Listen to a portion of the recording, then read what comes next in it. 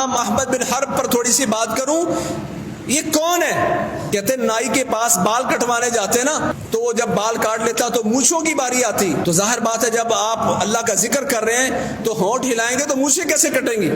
تو جب مونچھیں کاٹنے کی باری آتی تو نائی کہتا اس ساعتن، تھوڑی دیر کے لیے تو اب چپ ہو جائیں، اس منہ کو روک لیں اور ہونٹوں کو روک لیں تاکہ میں مونچھیں کاٹ سکوں. کیسے کاٹوں گا؟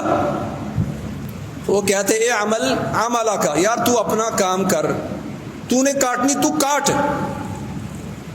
اتنی دیر کے لیے اگر میں اپنے ہونٹوں کو بند کروں گا اور یہ میرا وقت گزر جائے گا اور اللہ کے ذکر کے بغیر چلا گیا یہ وقت، یہ واپس نہیں آنا، میں اللہ کو حساب کیا دوں گا؟